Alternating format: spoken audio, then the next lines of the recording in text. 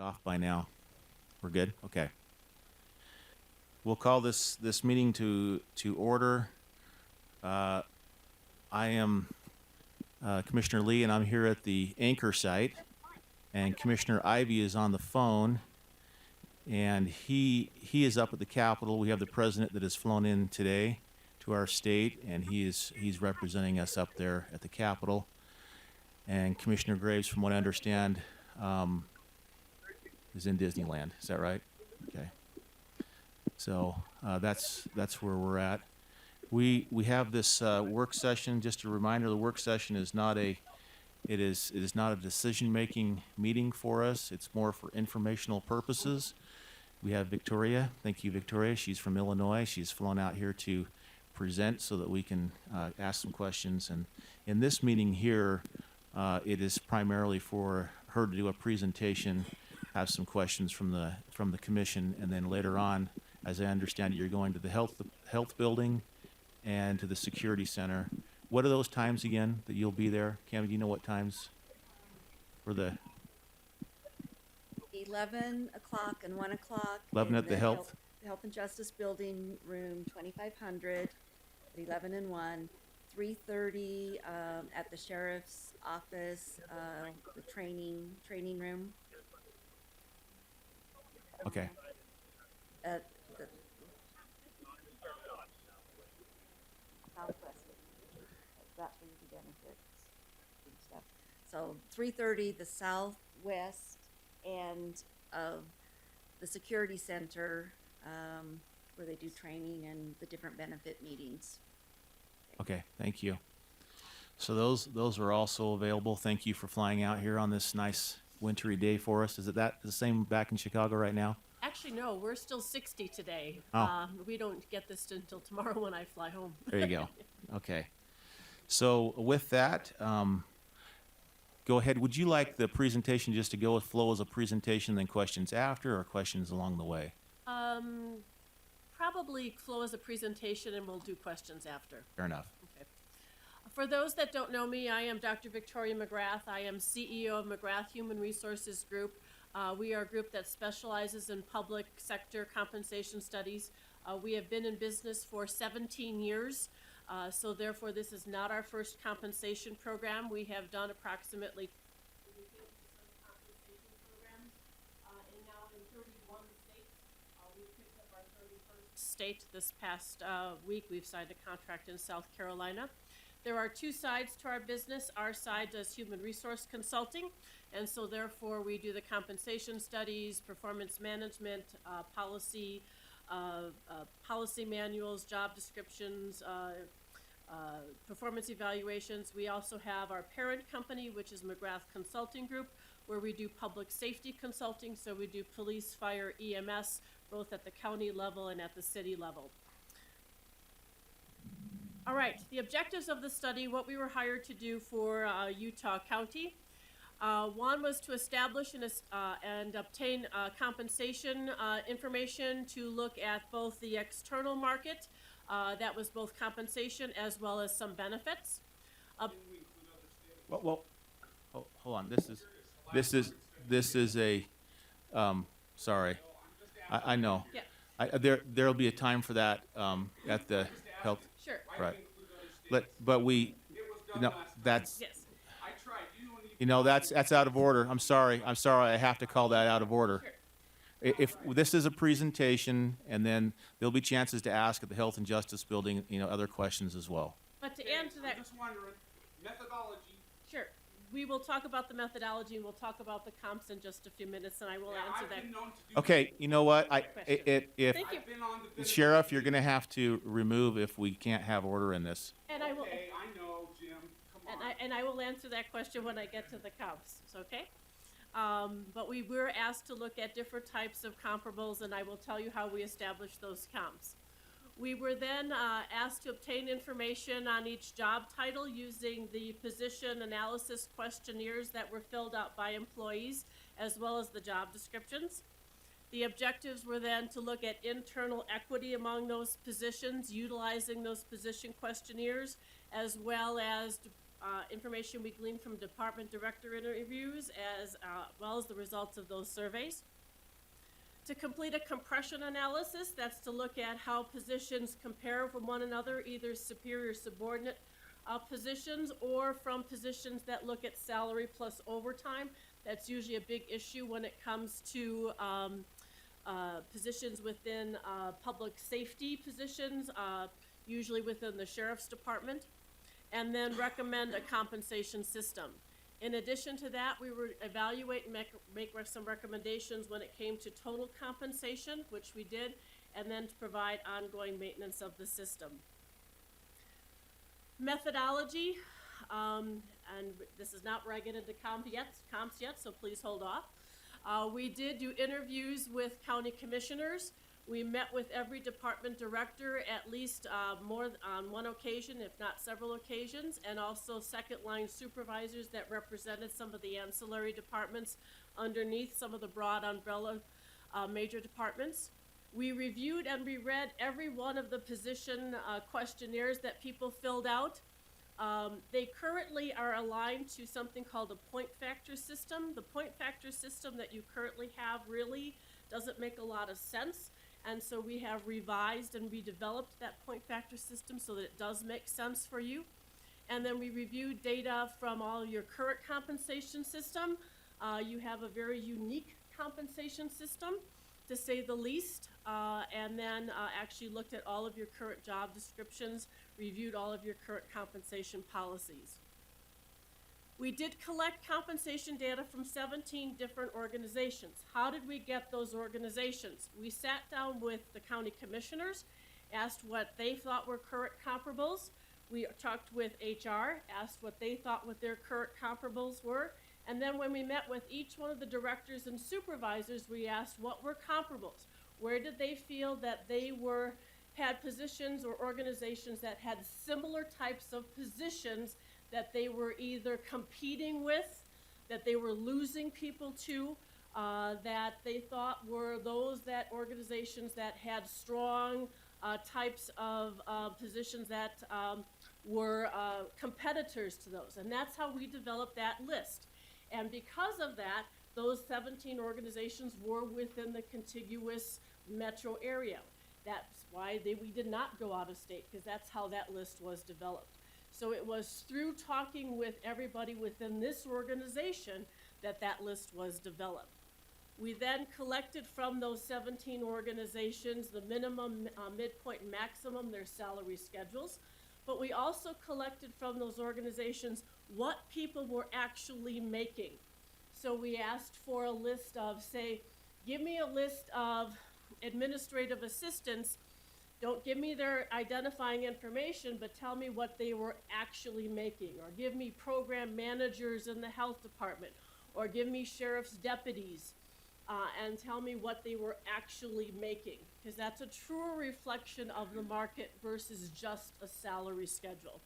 So we collected that information for approximately 248 different job titles. And then we reviewed position placements. Once we actually put the schedule together, we actually reviewed all that information, at least on one occasion on site with HR and with each department director, and went over it very thoroughly, made some changes, made some recommendations, and then had HR meet with them again to go through that information. When we look at the external market data, we develop an average. With that average, we do a statistical analysis and we will throw out any outliers. So if we have an outlier that is too high or too low, we are going to throw it out. So we don't want to skew that average so that it's going to be benefit one way or the other. I always make kind of a little bit of an analysis where elected officials want us to always throw out the high numbers.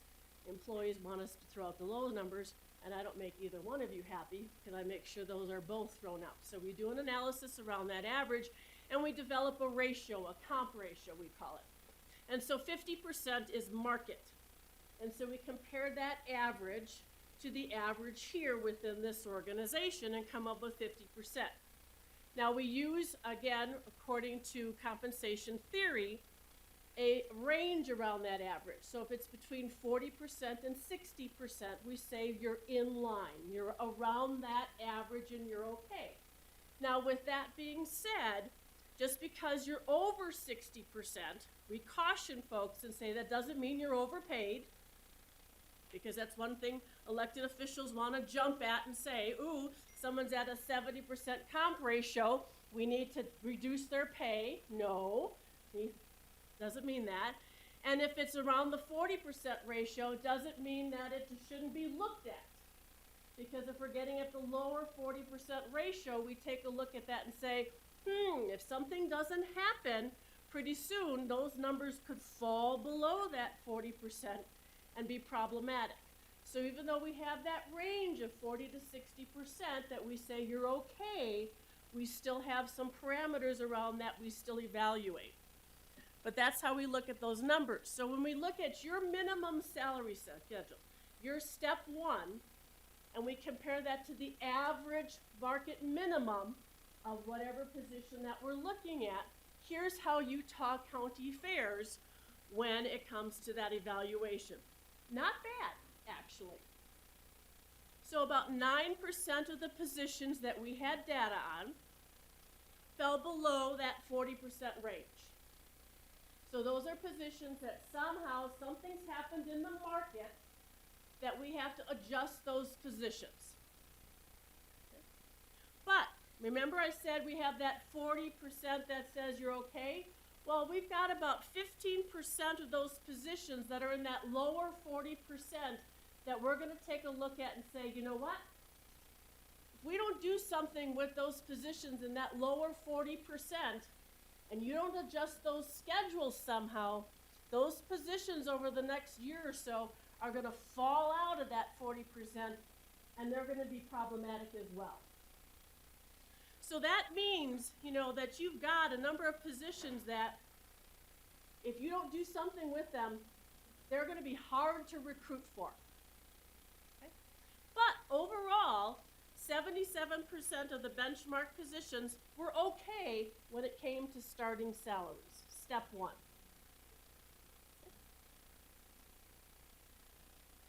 However, here's the second piece we look at.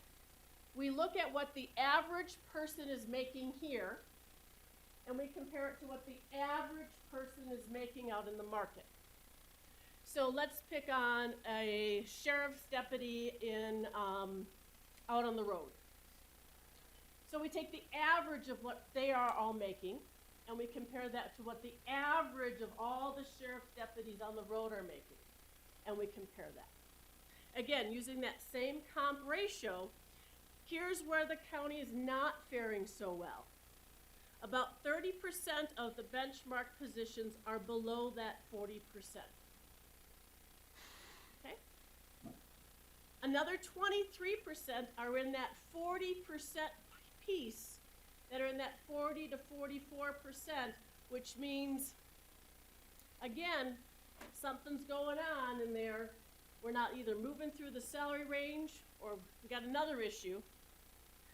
And 47% are okay. So that's telling me something about your salary schedule.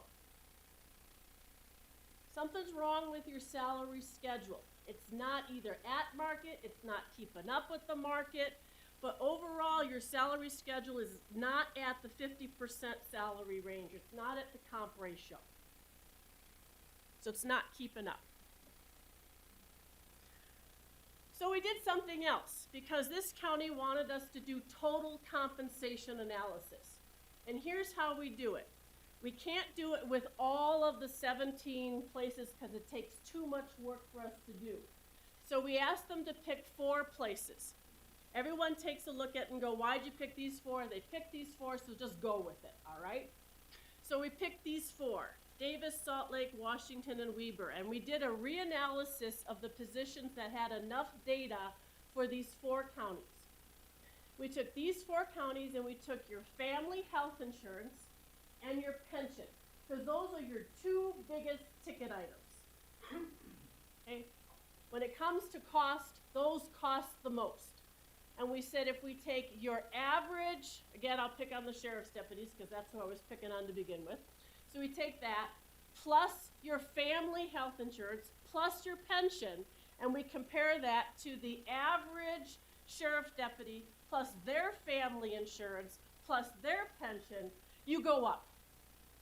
And you actually now meet the market. You actually now get to the 50th percentile. So basically what that says that is your salaries are a little bit less than average, but when it comes to your health insurance premiums, your premiums are higher than the market. So that's what's bringing you up to average. So then I can have a conversation with the county commissioners and HR and say, where do you want your benefit mix to be? Do you want it to be on benefits? Do you want it to be on salary? How do you want that mix to look like? So do you want an emphasis, do you want to be slightly less than average on salary and spend more money on benefits? Or do you want to bring your salary up and keep your benefits where they are? Now that's not the total picture because we'll talk about health insurance a little bit later because we did a deep dive into your health insurance. So that's kind of the conversation that we had going into this comp plan. But we've identified some concerns with your current comp plan. Number one, you have only 12 steps in the plan. Now, some people like that because they want to get to the top fast. But the problem is, once you get to the top, you're redlined. And then you're beholden to whatever the commission and HR does to step 12. The problem you have with the 12-step systems is that the 12 steps are inconsistent. Everyone thinks you get 2.35%, but the math doesn't work that way. Because at one point in time, someone did something to the bottom half of the system, but not to the whole system. So if you really did the math, all of your steps are not consistent in the percentage of those steps. So some people are getting more and some people are getting less. Okay? There really isn't a tie to the market. Now, Merit has been doing a great job of trying to do the step in the middle to market, but that really isn't the way the system was designed. And I found that out when I'm trying to figure out where your market is for each pay grade because it's not consistent. In some cases, if I really looked at your steps, sometimes it's the midpoint, sometimes it's a little bit higher, sometimes it's step 12. I don't really know. But Mary has been trying to keep it midpoint as she's doing her salary studies and trying to keeping the system up and running. You have a significant compression problem. By that I mean when I look at some of your positions, if you wanted to move from a level 1 to a level 2, there's no money in it. First of all, a lot of your level 1s and level 2s are doing the same job. The level 1s, excuse my language, are just getting screwed by getting the same job but being paid less. You just have to wait a couple more years to get the more money to do it. So why are you having the different levels? Plus, if you're moving to a supervisor job, in some cases you actually, if you did the system correctly, would be getting a pay decrease, or you're almost all the way up to the salary schedule to the top before you would actually make more money to get the promotion. So there's a lot of compression issues for that. And then you have a real big problem in that the Schedule 15 for the public safety isn't right at all. It's multiplied by the wrong number of hours, so the dollar amounts don't even match what you're getting paid. Plus, there's a whole bunch of numbers of salary grades there that you don't even use because you don't have all those ranks. So there's some significant issues with your current comp plan in a number of aspects.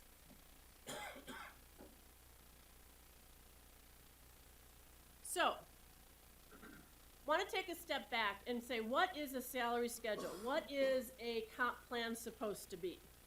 A comp plan is supposed to be a hierarchy of the organization. Doesn't mean that one position is better than the other. It just that means that some positions have more responsibilities, higher decision-making level, higher accountability, higher liability than other positions. Again, doesn't reflect importance, just decision-making. It's based upon the skills, qualification, education needed to perform the position, not the person. So when I'm looking at these positions and when I'm pay grading them, I am literally looking at the position. I don't know you. My consultants don't know you. So I don't know if you're a good employee or a bad employee. And so sometimes I get responses from directors, from employees, from supervisors, and say, well, I think this position should be higher because Susie has a bachelor's degree. Okay. My question is, does the position require a bachelor's degree? If Susie were to leave tomorrow, hopefully is there a Susie in the room? Okay. And Susie were to leave tomorrow, and please, Susie, if there is a Susie, don't leave tomorrow. Are you going to be hiring a person with a bachelor's degree?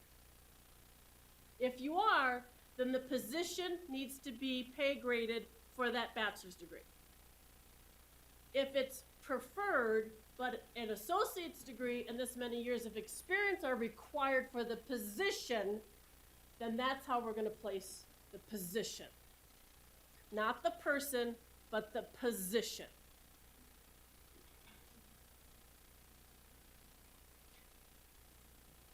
Now, it may or may not, the compensation system may or may not reward an individual.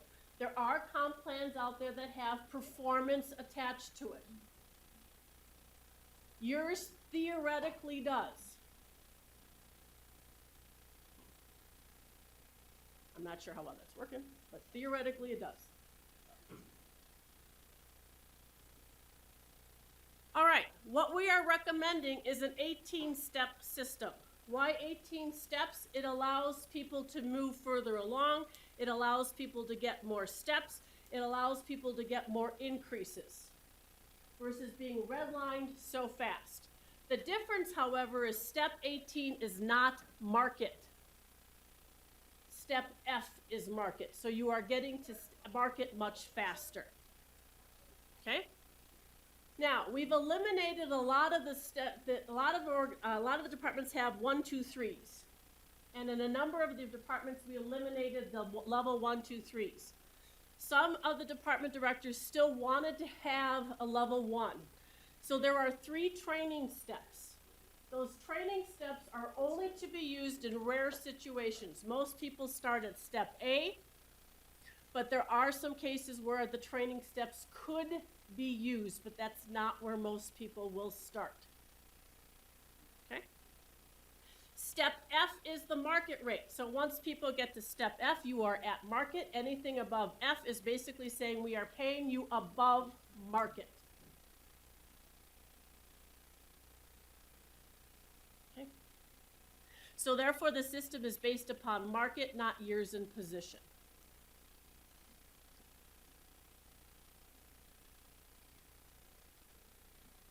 The salary ranges are now aligned with market. They also are aligned based upon a number of factors. The position questionnaire has been revamped. That now aligns with something called a point factor system, which is what you had before. That will objectively analyze a position. That's something that Merit will be doing and has been doing. Ooh, cool. That will then help place a position. In addition to that, there's market. Then we look at internal equity and compression. So there is more than one factor that places a position. So it's not just one thing. They've been placed now for internal comparability. We've also addressed compression.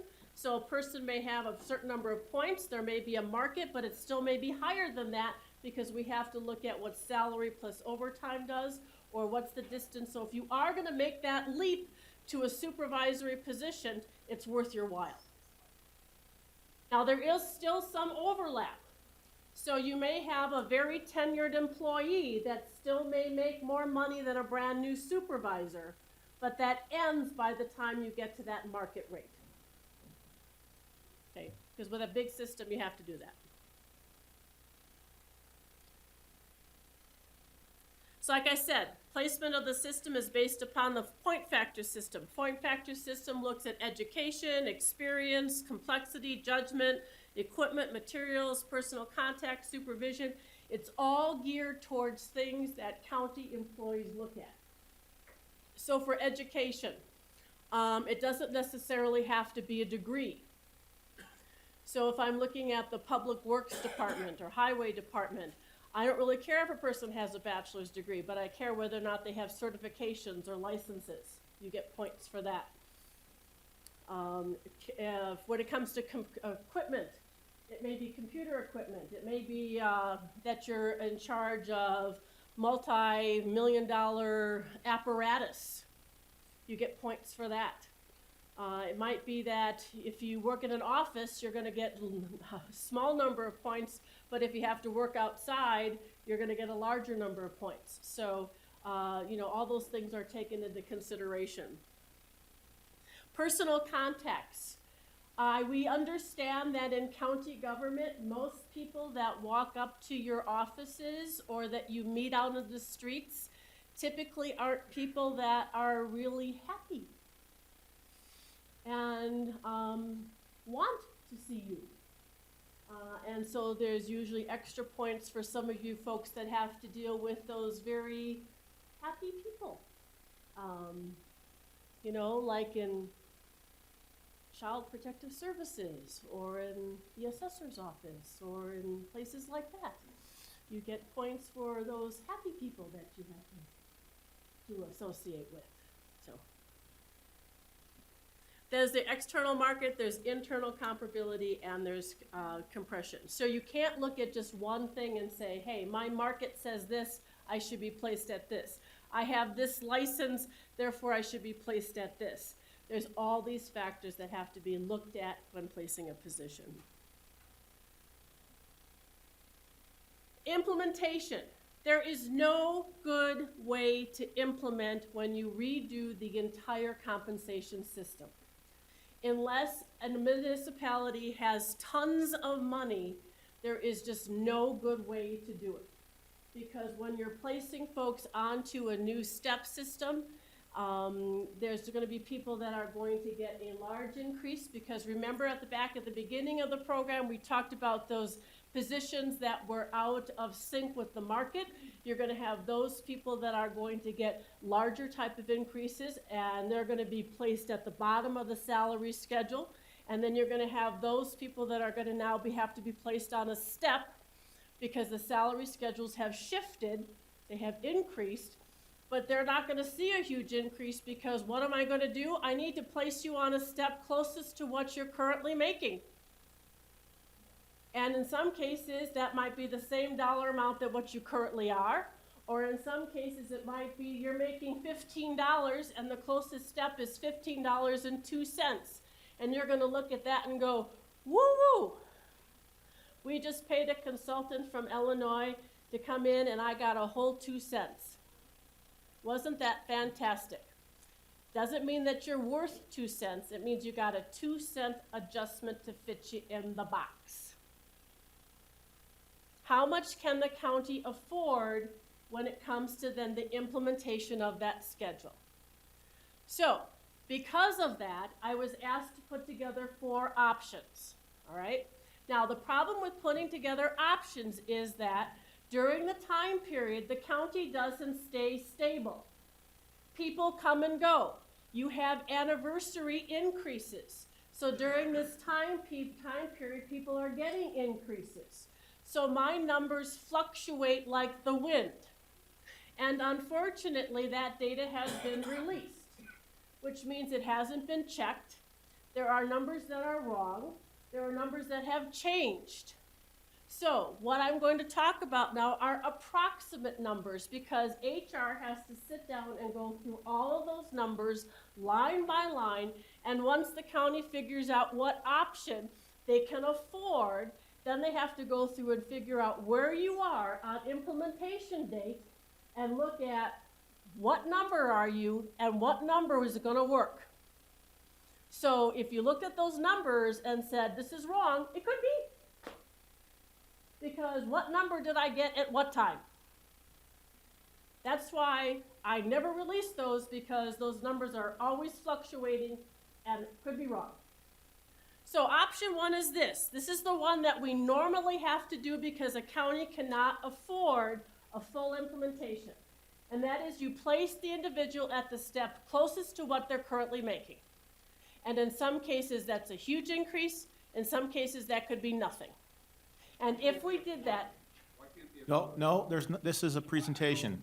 It's a presentation. and usually they can't afford it because it costs a lot of money. In this case, if the numbers I had at that point in time, it's approximately $2,600,000, $80. That's a lot of money. So if you have more than $2,600,000, maybe you can afford something more, but that's a lot. So it depends upon what you have in the budget. But that's normally what most organizations can do when it comes to implementing a schedule. Option two is what I usually try to get an organization to do. And that's the first one. Put people on the step closest to what they're currently making. And for those individuals that get nothing or get that 2 cents, can you move them to the next step so that they get something? And we costed that out, and that's about $3,000,001 or $3,000,002 with the numbers I had at the time. Now those are, again, fluctuating numbers. So that's an approximate. So that's putting you on the step, and that person that got 2 cents, can you move them to the next step so that they get something? Okay. I was asked to do this. What if we put everybody on a step, but if those people that had 6 years or more got placed to step F? So you were placed on a step, and if you had 6 years or more, you got step F. But if you had 6 years or less and you still got nothing, you got nothing. Okay? That's the most expensive option. That one's almost $5,000,008. And I wouldn't recommend that one because there's only a few people, a handful of people that get something. Most people really are stuck with the getting nothing type of a thing. So I would not recommend this one. There was another one. Because if you were not doing the compensation study, you would have gotten a 2.345% increase.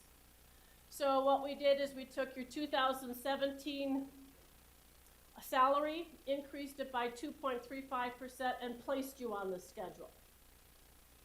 Now, some people really make out on that and get, and again, that's up to 3.2 million, probably a little bit higher than that. Based upon that.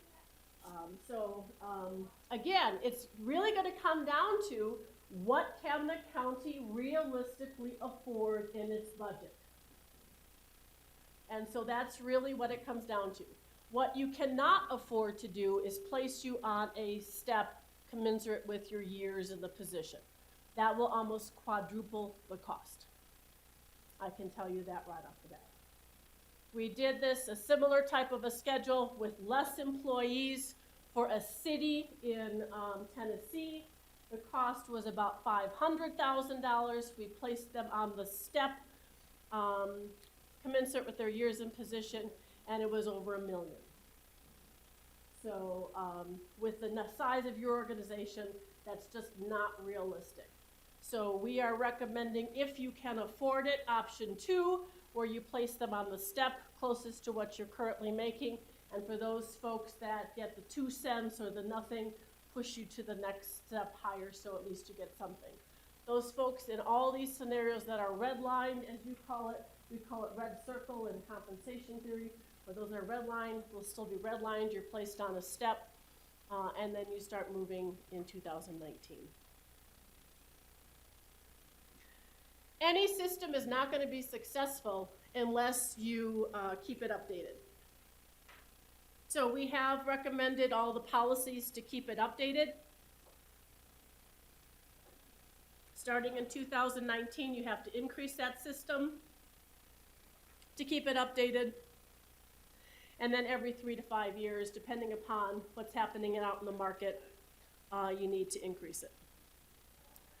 What we're also recommending is that in January you would put the schedule in place, and then moving your annual increases to once a year versus anniversary date. So January 1st, the schedule would increase. July 1, everybody would get the step increase. To do that, however, make your performance evaluation much more simpler. You have a good evaluation, you get the step increase. If you don't get a good evaluation and you're on a performance improvement plan, you don't get the step increase and it's delayed. But you're doing a lot of work on your evaluation system for a step increase. What do you need to do all that stuff for? You're doing it or you ain't. So clean it up, make it much simpler, and make it a once-a-year event. Moving on to your benefits. Remember before I said you do have the highest, you rank the highest when it comes to your health insurance premiums among your competitors. So when it comes to your 100% employer contributions, there is no one else that has that, so you rank the first. However, when it comes to your HSA contributions and it comes to your deductibles, that puts you behind your comparables. So it kind of negates your 100% contribution. So our recommendations, obviously you can't do it this year because you've already started your plan year, but we've had conversations, my health insurance consultant has had conversations with looking at trying to increase your HSA contributions by the county and decreasing some of the benefit, your deductibles. So making that mix a little bit, driving you more towards the high deductible plans and increasing the employer contributions for that. Looking at eliminating the waiver program and seeing whether or not it's really efficient or not. Because right now it doesn't look like it's really helping your plans in any way, shape, or form. But so even though you're high on your premium contributions, your employee contributions are driving it down. Your dental and vision, you're not being competitive in the market. And so basically we're talking about maybe changing some of the dollar contributions towards that. These are all things that you're gonna have to look at in 2019. You have two different vacation and sick leave plans. Your holiday plans, first of all, are you're comparable with the market. Everybody pretty much is offering 11 holidays and 1 personal day, although we don't know what it is, but a lot of people are offering, well, we do know Christmas Eve. A lot of people are offering Christmas Eve as a holiday, and a number of folks are offering Human Rights Day. Whatever day that is. That was popular on the list of days off.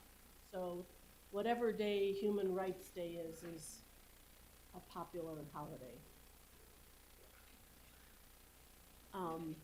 Your grandfathered sick leave, vacation and sick leave benefit is in line with the market. The one post 211 is not. Those hired after 2011 are getting a benefit that's not competitive with your market. So looking at changing that, and what we're seriously having your HR department look at is maybe combining those two together into a paid time off type concept, where you get a vacation, sick leave balance type thing, and an extended sick leave, and I see a head shaking. It really, if it's crafted well, it really benefits those folks that don't abuse sick leave, because it gives you a little bit more time off, but it does also give you an extended sick leave bank for those FMLA type of things. So give it a chance, come on.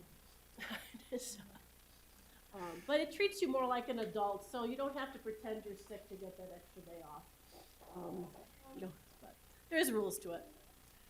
You have a payout provision. The problem is that payout provision is in cash and it's unfunded. It also is taxable to you and taxable to the county. What we're seeing a lot of organizations is paying that out to employees into a health savings retirement account. It then comes out on a pre-tax basis both to you and the county, and then you can use that for all types of medical expenses to help bridge you to retirement. It's becoming more and more popular. It's definitely very popular in the Midwest and it's spreading outward, but it also takes the liability off the county, but also then it's not taxable to you, and it's very, very popular for employees to be, it pays for anything, premiums, glasses, all that kind of stuff that you need for health insurance. So, in summary, and then I will answer questions, and somehow I think they're going to be coming from the back row. You currently have a compensation system that's not tied to the market, has compression problems, it's too short, and so now we have recommended a compensation plan that definitely is tied to the market. It's structured for implementation. It has set rules on how to structure it for objectivity and placement of positions. It minimizes compression, and we've also given you future, the rest of those recommendations have to be looked at one at a time and over some time, and ways in which you can really have a nice competitive salary benefit mix. But those things from health insurance on are things that are going to take some time. Those cannot happen immediately. They're going to have to be evaluated, and what's going to work here and how you're going to transition, and they're not tied to the benefit plan. So, questions? All right, this is how we're gonna do the questions. This meeting was set up for a presentation and then questions from the commission, and then the future meetings are with employees. There have been a few employees that have sent questions to me that they would like to have answered, but the questions will be this direction, and then we'll go to the other meetings for questions from employees. Wow. Wow. Where's public comment and public meeting? And Commissioner Lee, is there any way the volume could be a little louder? Commissioner Ivey, I would like to have public comment in this meeting. How about I- that? This is you know what? Raphael Millet, Nathan Ivey, Raphael Millet. Buckshot, comment, Buckshot. Okay, you know what? You're completely out of order. And this will be the last time. The next time, I'll ask you to leave. Public comment. You can leave. Okay, I'll leave. I will get you on the record, Bill Lee. I know I will. Public policy, you shut me down. You are not a true Republican if you're shutting down people in an information meeting that you did one. And I have to go to another one now to make a meeting. Do I need to take off time for it? Because I will. Commissioner Ivey, am I not going to get any public comment here? I didn't say there couldn't be public comment. No, here. Well, can we have one? You're saying no, that they're only coming from you. I said the questions are coming Okay, from I the have commission. questions. You said I was going to be able to ask questions. You said that. There's two other meetings that are going on. Questions here. I can debate policy with you. This is I can gonna debate be- methodology. I'm Okay, willing to debate you know with what? I'm done with this, Sheriff. Okay, I will leave. I will find you, Bill. We will make public policy comments, and we will be on your case. Commissioner Ivey, I request a call after the rotunda. All right.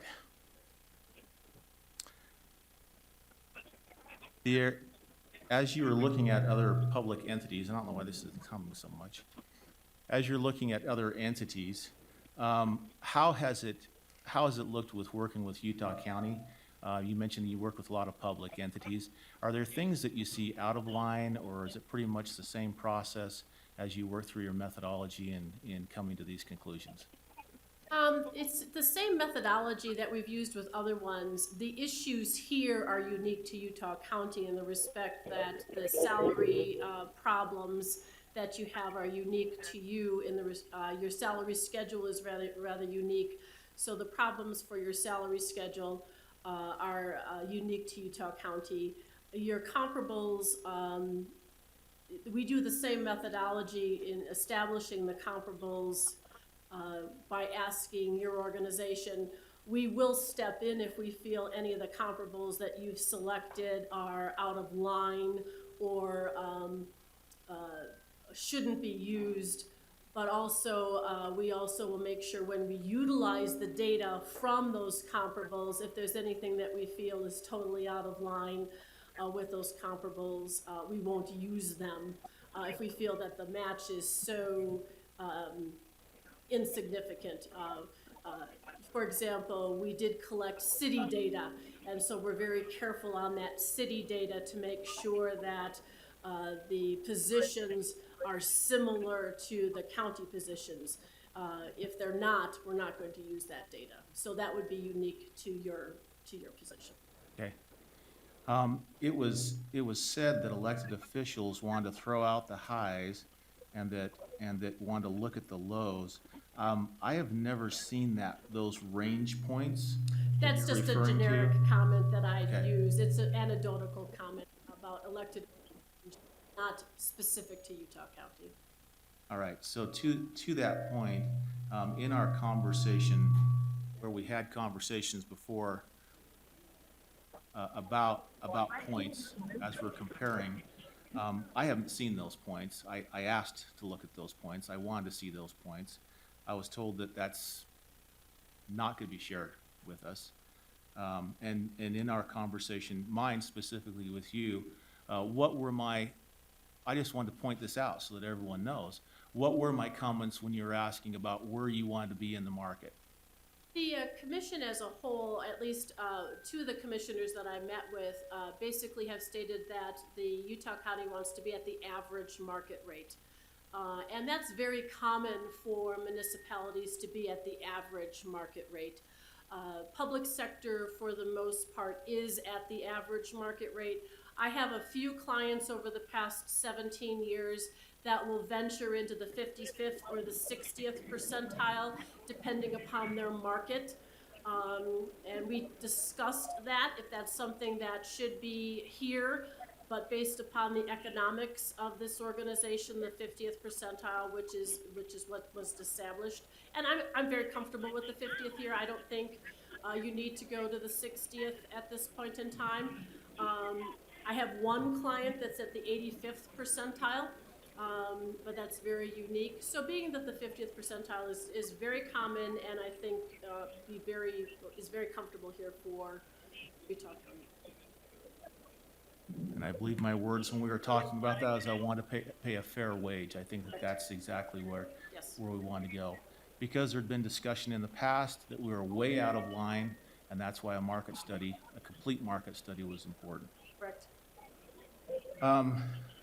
Some of these that are coming from employees, there are some that have written to me and said, I've been here 5 years, and there is somebody else that has come in at the same position 1 year, and yet when they look at this market study, the potential is that they will be paid either more than they are at, or maybe just slightly less. So can you explain why we have this gap that seems to be in there?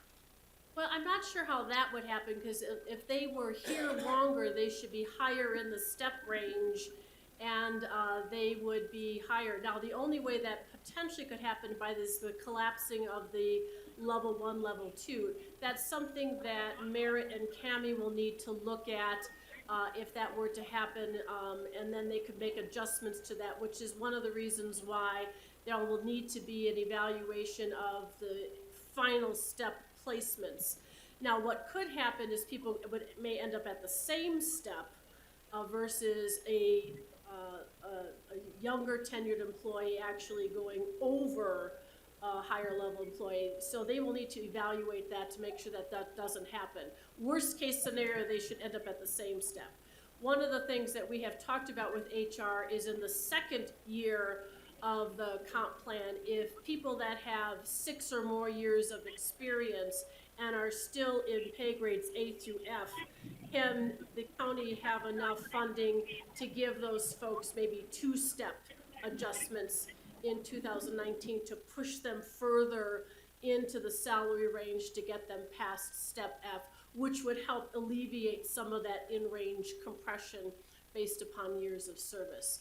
But they will need to go through that to make sure that A, no one gets hired higher than anybody currently in the step range, or B, that somebody younger doesn't surpass somebody that's more tenured. Okay, there was quite a few emails that came in on that one I think, and I realize it's a draft, we're going through a process, we're working on it. Another one, why are there taking away of titles? Some individuals who have had titles with their jobs, now all of a sudden the title is going away. What is that? What we've done is we've tried to streamline titles. What happens in compensation plans over years is that, especially in a comp plan like yours where there's only 12 steps, what happens is that department heads try to create a new title so we can get a new pay grade, so we can get people more money. And then we have this proliferation of job titles. And this is a good time to try to reset job titles back into a more minimalistic type of system. And so what we've looked at, both with myself, HR, and with department heads, is to try to streamline titles back again to, if it's doing the same type of work, it should have similar types of titles. So keeping titles down to, if you supervise a position, then it becomes a director. The second line is manager, the third line is supervisor, and then if you get into non-supervisory positions, it does not have a director, manager, supervisor title. It then becomes a coordinator or an administrator, so it doesn't denote it's a supervisory line position. If it used to be a manager title, but it didn't supervise, taking that manager title away. Now, some cases we've called it a coordinator. That sometimes can sound demeaning to some people. We've had that conversation this morning. They don't like coordinator. Well, then we can change it to administrator. There's some room in there to make sure people don't feel like they've been demeaned or demoted. That's not the purpose for it, but just to drive some consistency so people know what the position does and it's consistent within the organization. So that was the purpose of trying to get those titles so there's some consistency within the organization. And so this was worked on with HR and with the department heads in the way Yes. of titles? Yeah. Okay. But again, there still could be a little bit of wiggle room in some of those titles that if coordinator doesn't sound good, we can go to administrator or, as long as we keep some of the philosophical issues consistent. And then on the anniversary adjustments, we have them on their hire date, and it's been proposed to take that to the first of the year.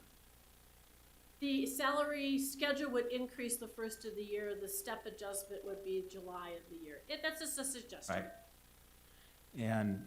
And some have asked me that, or they tried to show me on a chart. I was trying to look at that in the sense that if you have a gap on that, if you have anniversary, the first of the year or the middle of the year, that there might be after 4 steps, somebody who's hired earlier will get caught up with somebody who's hired later in the year, and so there was a concern on that. I was just wondering why we would not keep the hire date as the anniversary date. The only reason to change, first of all, there's no good way to do performance evaluations. You have, from a supervisor perspective, you're either doing them all at once or you're doing them all the time.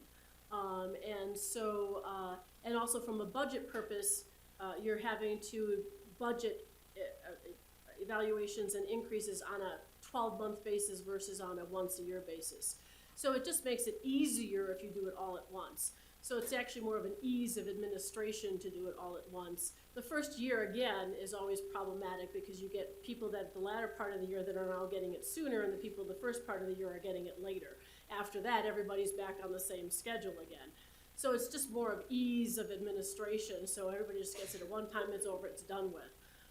Versus having to always be doing evaluations and plus people can do a little bit, usually a better job of it because you're now looking at all of your employees at one point in time versus trying to do it throughout the entire year. Again, it's a suggestion. It works well in larger organizations just because it's one and done.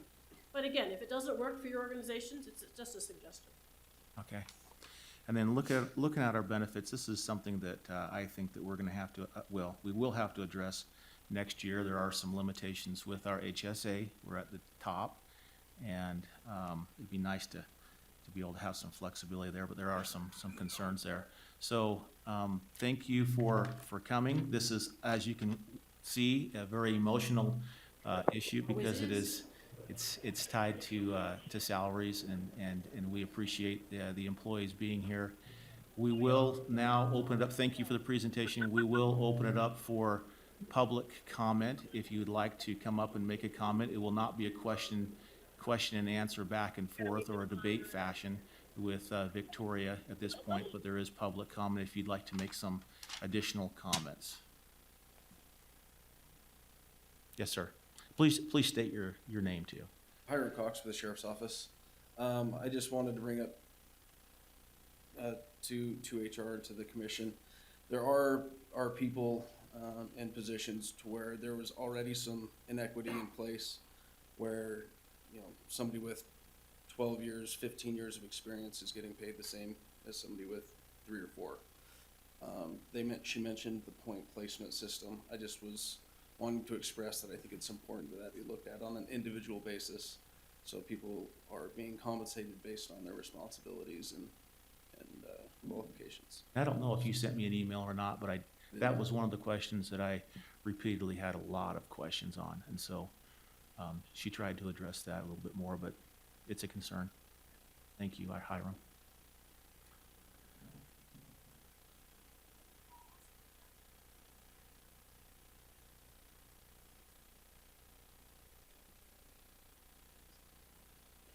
Tyler Plew, work over at the health department. I'll hold questions till later.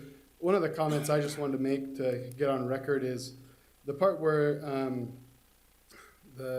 it said we compete, the 4 entities that we were compared with, we compete with, are losing people to, or are competitors with, or the exact wording that she said today. I'm just wondering why Washington County was brought into that. We've never competed with people, lost an employee to Washington County, done anything with them. In fact, we just had one employee. In our structure, we have a division director, bureau director, and then now what are called program coordinators. One of our program coordinators was offered the position of division director down at Washington County and turned down the job. That's 3 steps, but that's 2 steps below our division director. Turned down the job because it was a $500 salary raise. So I have a hard time with that Washington County one being in there. Thank you. Come on up.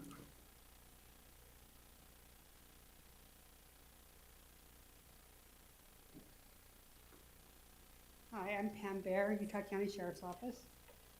The first thing I'd like to say, and I wish Commissioner Graves was here, is I found his comment offensive that 97% of the county employees are crooks. Wish he was here. And I appreciate you sending out the proposed market study. I wish the elected officials' wages was on that so that we had a fair comparison of what your wages were. I know this. I can tell you they're all public. I know that. Okay. And on Utah's right to know, I can compare you to all these compared county, you know, you're about 100% of market. You're trying to keep us at 40 to 60% of market. I know Utah County, we used to consider ourselves at market if we were 80%. Now all of a sudden we have to go down to 40 to 60%. And last year, commission voted an increase for elected officials, and we were told we would be looked at for a raise this year. Now we're being told 2019 would be the soonest we're gonna get a raise if we're redlined. And a lot of us has not had raises for years if you're redlined.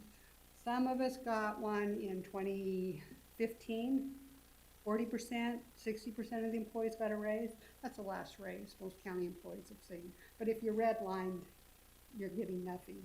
This proposal gives nothing to the long-term employees. I've been here almost 26 years. I've been redlined a long time. This is gonna bring new employees up to my level, and then in 2019, we can all start going through the steps together. Not fair at all. Are you gonna be available for questions in the public meeting? We're just gonna take the comments on it, and then the questions for Victoria will be over there. If anybody would like to talk with me on this issue, I'll be available afterwards. Okay, thank you. Thank you. Thanks, Pam.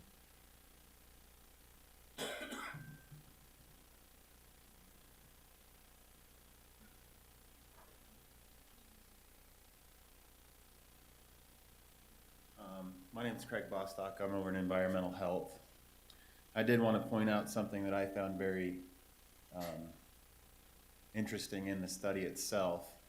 When it came to the benefits portion, Victoria stated basically the two items that she only looked at were for health. Employee benefits were for the health benefits and for compensation for 401k.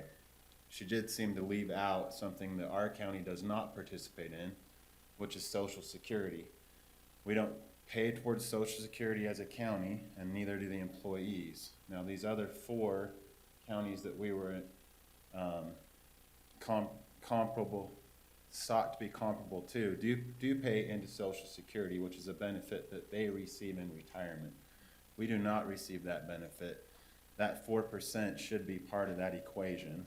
I also found it very interesting that we only were compared to 4 counties, when it came to how many jobs we were compared to, it was 17 for our total compensation. So our total compensation was compared to 17 different entities, and for our benefits, we only pulled that into 4, so it feels like the information was skewed there a little bit. Might want to ask that question to Victoria when you get a chance, because it looks like she's got. So we can ask questions in this meeting, or just Yeah, let's after? wait, this is the public comment portion of it. You can ask a lot of those questions. And then, just to kind of piggyback on the comments before, it is interesting that we're just seeking for the average market rate when our county commissioners are well above the average market rate. It's been pointed out in emails, as well as it is our public comments, it is our ability to look at this information. They are the highest paid commissioners in the state. Some of them actually make more than, say, the governor does. So it's important to know that over the past years, the commissioners have been giving themselves raises, and when it comes to our cost of living, it's been pushed down for years and years.